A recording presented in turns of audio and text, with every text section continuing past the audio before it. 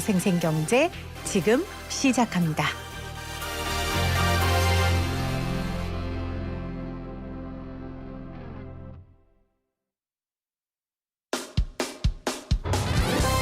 사람을 바꾸는 경제 이야기, 세상을 바꾸는 경제 뉴스, YTN 라디오 생생경제.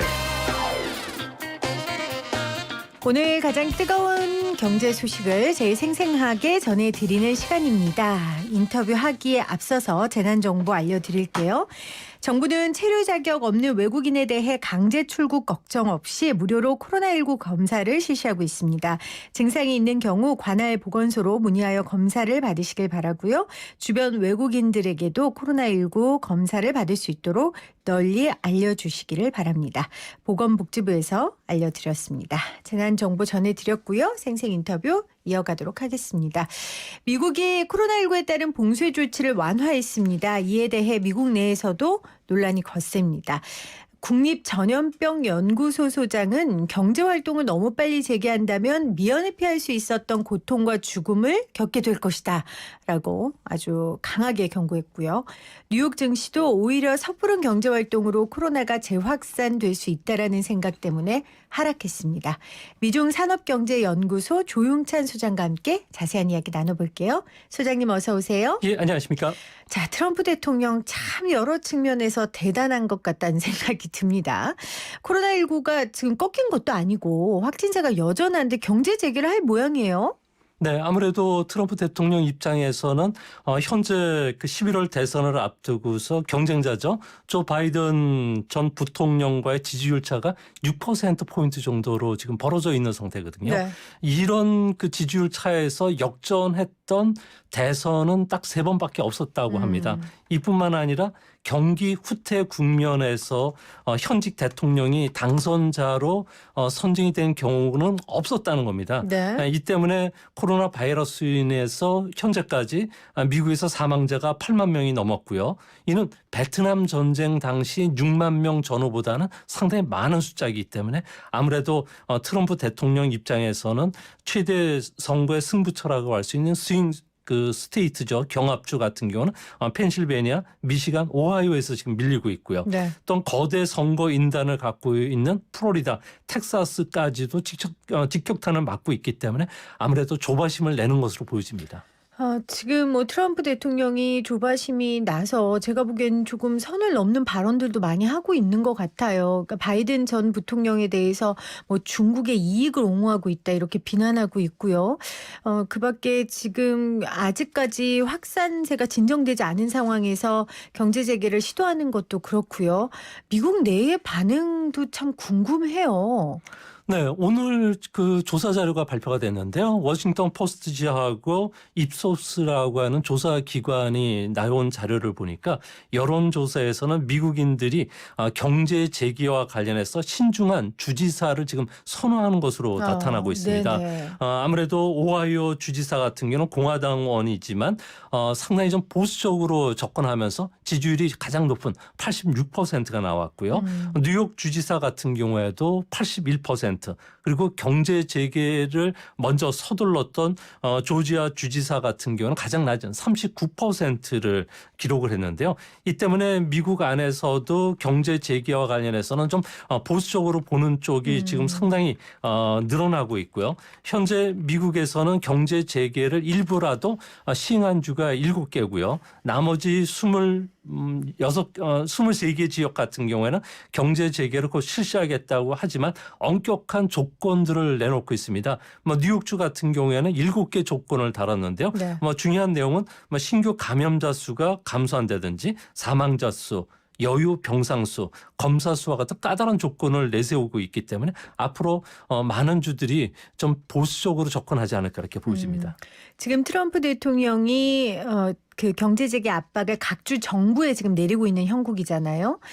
그런데 지금 주정부가 말을 안 들을 경우를 대비해서 트럼프 행정부가 돈으로 길을 들이고 있다. 이런 분석도 있거든요. 이건 무슨 내용입니까? 네, 트럼프 대통령 같은 경우는 7월 6일이죠. 미국에서는 독립기념일이기 때문에 상당히 중요한 날인데요. 네. 이때까지 사회 정상화뿐만 아니라 50개 주 전체 경제 정상화를 선언할 생각을 있는데 주가 지금 말을 듣지 않는 주가 많다는 겁니다. 이 때문에 트럼프의 오른팔이라고 할 수 있는 스티븐 뮤누신 재무장관이 연방 정부의 돈을 지렛대 삼아서 주 정부의 경제 재개를 하라고 좀 압박하는 그런 모양새인데요.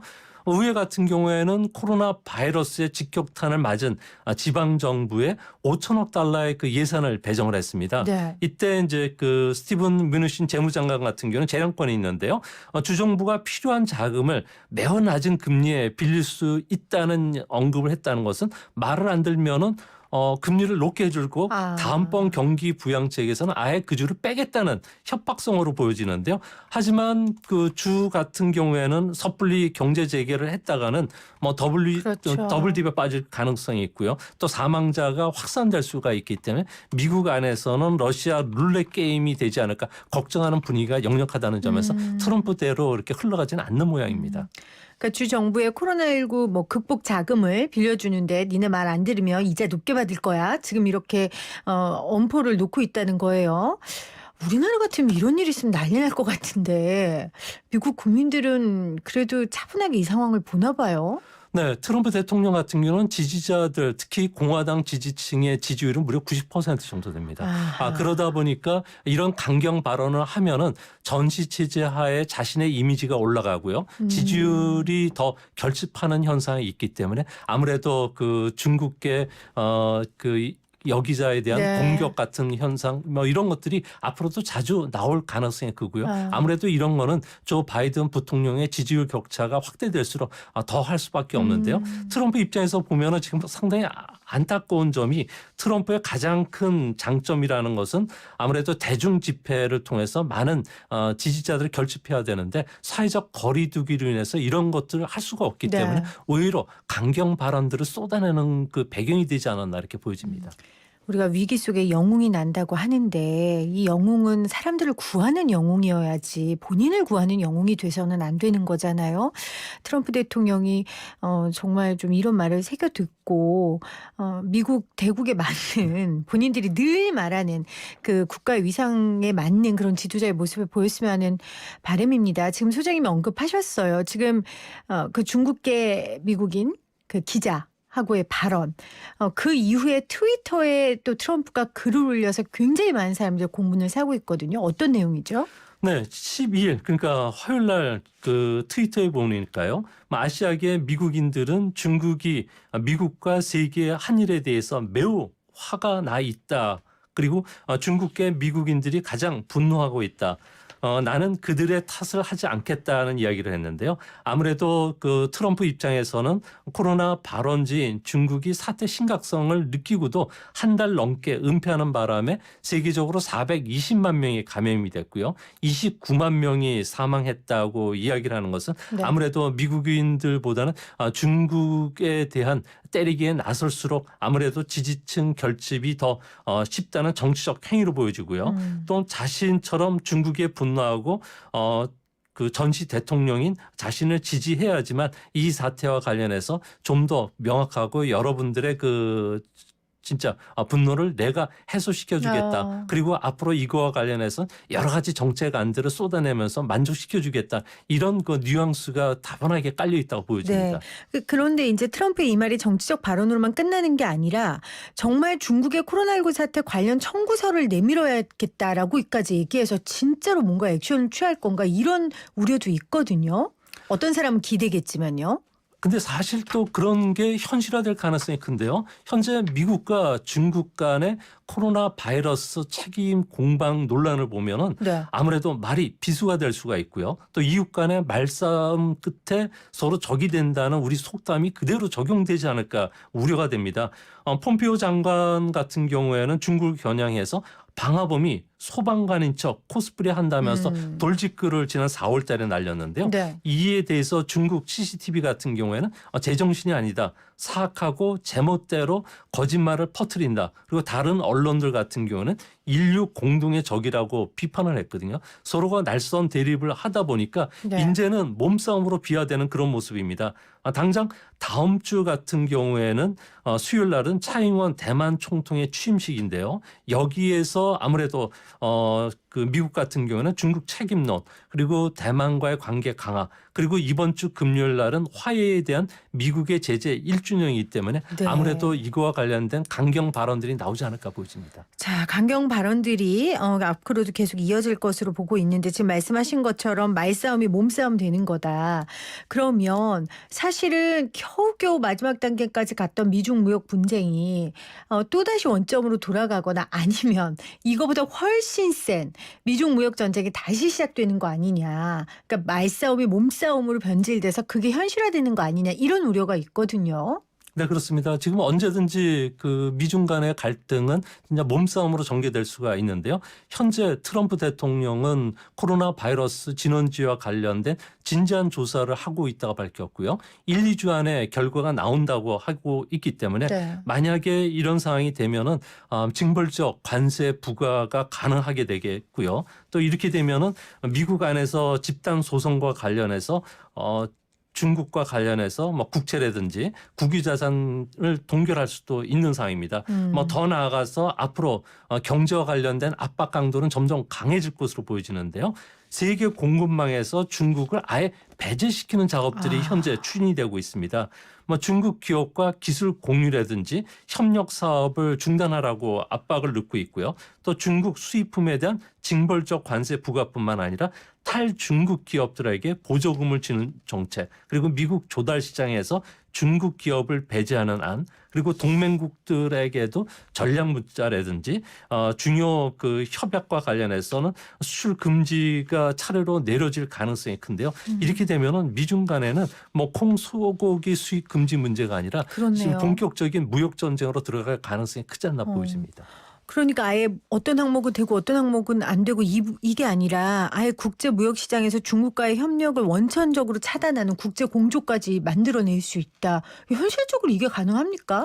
네, 지금 현재는 뭐 패권 전쟁은 피할 수가 없고요. 국제 질서도 지각 변동이 일어날 수 있는 상황이 되는데요. 아무래도 앞으로 중국과 미국 간에는 자존심 대결이 전개될 수밖에 없는데 아무래도 자존심이 세고 국제 협상에서 취약한 중국 같은 경우에는 더 강력하게 반격을 할 가능성이 커 보입니다. 그럼 중국의 반격 카드는 뭡니까? 뭐 중국 같은 경우에는 당장 1단계 무역 합의와 관련해서는 뭐 무효화도 선언할 수가 있고요. 네. 농산물 수입이라든지 시장 개방 약속을 파기하고 또 위안화 절하와 관련해서 속도를 낼 가능성이 큰데요. 이렇게 되면 아시아 지역의 통화들 같은 경우는 경쟁적으로 절하 압력을 받을 수밖에 없습니다.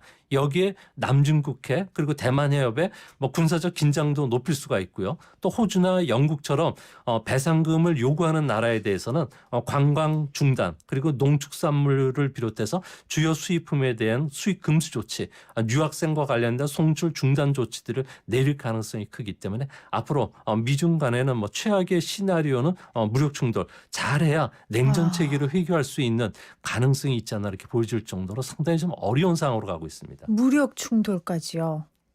지금 네. 무력 충돌까지 말씀하셨잖아요. 뭐 지금 남중국해뿐만 아니라 네. 현재 대만 해협과 관련해서는 미중 간의 군사적 긴장이 상당히 높아지고 있는데요. 좁은 지역 안에서 이런 군사적 행동을 반복하다 보면은 아무래도 사소한 충돌이 일어날 가능성이 크고요. 또 중국 같은 경우에는 자신의 권위를 드러내려는 중국 군부들 같은 경우에는 네. 조금만 피해를 봤을 경우는 과격하게 반응할 가능성이 크다는 점에서 양국 간의 갈등은 지금 무역 전쟁을 넘어서 기술 패권 전쟁 그리고 각 지역 각 나라에서 서로를 배제하는 추방 전쟁이 이어서 무력 충돌까지도 갈 수 있는 냉전 시대로 가는 그런 흐름을 뚜렷하게 나타나고 있습니다. 우리가 코로나19를 잠재우기 위해 전 국민 중에 애쓰지 않은 사람이 없었잖아요. 모든 사람들이 애쓰고 노력해서 사실 내려왔던 결과였지만 또다시 이제 또 몇 명으로 인해서 다시 지금 어려움을 우리가 겪고 있단 말이에요. 한 국가에서도 이런데 전 세계에서 코로나19를 극복하기 위해 많은 국가들이 애쓰고 노력하는데 세계 강대국인 미국과 중국이 이렇게 해버리면 남은 그 사이에 예를 들면 우리 같은 국가들이라든지 어떻게 되는 거예요? 너무 어려움 겪을 수 있는 거잖아요.